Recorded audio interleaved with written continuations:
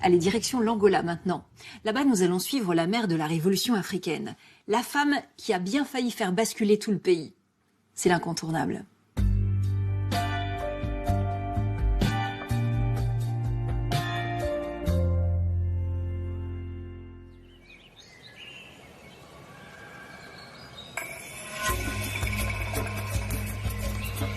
Dans le nord de l'Angola, la ville de Mbanza Congo s'élève sur un plateau où l'ocre se mêle au vert des collines. Jusqu'au 19e siècle, c'est la capitale spirituelle et politique du royaume Congo, l'un des plus puissants du continent.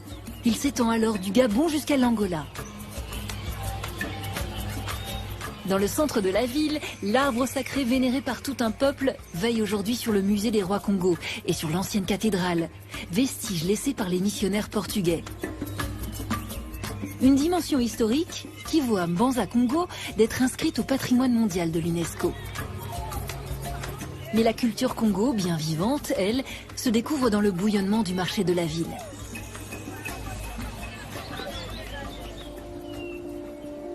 Incontournable Mbanza Congo qui cache une toute autre histoire. Celle d'une femme qui démontrera que l'on peut être prophète en son pays. Le directeur de la culture, Bilokan Sakala Nsenga, nous entraîne à l'orée du XVIIIe siècle. La jeune Kimpa Vita vit alors dans un royaume Congo, affaibli par 200 ans de présence coloniale portugaise. C'était une jeune femme, très belle, elle était brave, courageuse. Kimpa Vita, comme le dit son nom, un nom énigmatique, Vita, c'est la guerre. Quelqu'un qui est prêt à la guerre, à affronter n'importe quelle difficulté et la vaincre, bien sûr. À l'époque, il y avait des conflits. Le roi s'était déplacé de Mbanza Congo. Donc, la chaise était vide ici à Mbanza Congo. Le pouvoir était vide. Pourquoi? Parce que le roi avait abandonné sa résidence pour pouvoir se cacher dans une des forêts ici à Mbanza Congo. La capitale est à l'abandon et la religion catholique s'est propagée dans tout le royaume sous l'impulsion des missionnaires portugais. Elle-même élevée dans la foi chrétienne, Kimpa Vita n'a qu'une vingtaine d'années lorsqu'elle tombe gravement malade. Au bord de l'agonie, la jeune femme est sauvée par une révélation. Elle a eu cette vision-là où Saint Antoine lui confiait une mission, de rétablir le pouvoir du roi, le pouvoir d'une Totela, ici à Mbanza Congo, qui était la capitale de l'ancien royaume Congo. Imaginez-vous, une jeune fille à 22 ans, prendre conscience de l'état de choses du royaume Congo et dire que je vais rétablir le pouvoir. Habitée par la présence de Saint Antoine, Kimpa Vita commence à prêcher. La prophétesse affirme que Jésus et ses apôtres étaient noirs et que le royaume Congo est la véritable terre sainte. Elle n'avait pas adopté à 100% seulement la religion chrétienne, elle avait gardé sa tradition, c'est-à-dire reconnaître ces dieux-là, le Nzambian Pongo Tolendo. Il y avait une espèce de brassage, un mélange entre la foi chrétienne et la foi traditionnelle. Chaque fois qu'elle réunissait avec son peuple, ses suiveurs, les gens s'étonnaient de sa sagesse, de ses idées, de manière que le groupe grandissait du jour au jour.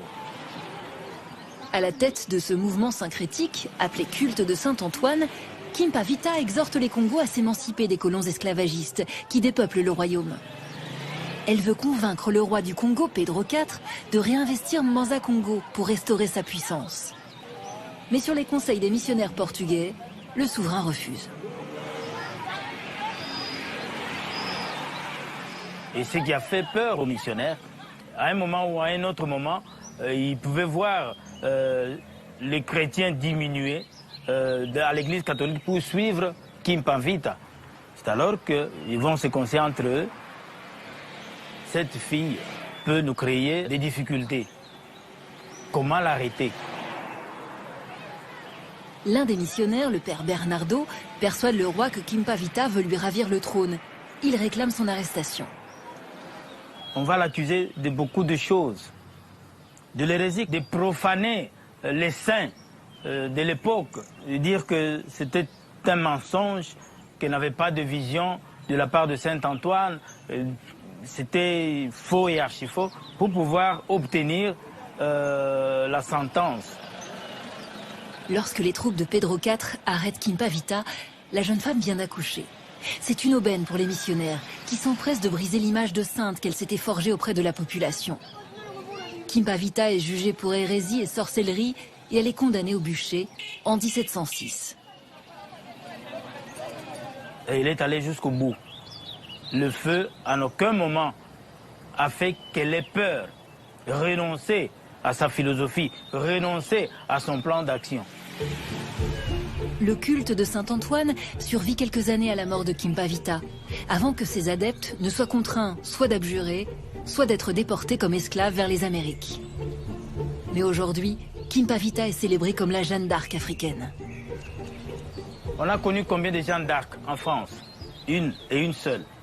Et ici aussi, comme elle est l'unique, nous devons la voir comme symbole de résistance vis-à-vis de ce qui avait été importé de l'extérieur. Nous avons ce sang-là de Kimpa Vita. En elle, nous nous retrouvons tous, non pas seulement faisant partie de cette région Congo, mais aussi de l'Afrique.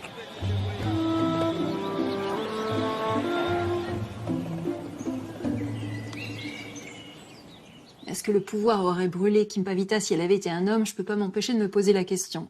Tiens d'ailleurs, dites-moi ce que vous en pensez, vous, sur les réseaux sociaux. Et voilà, invitation au voyage, en tout cas, c'est terminé pour aujourd'hui. On se retrouve demain. D'ici là, portez-vous bien. Je vous dis bis bald.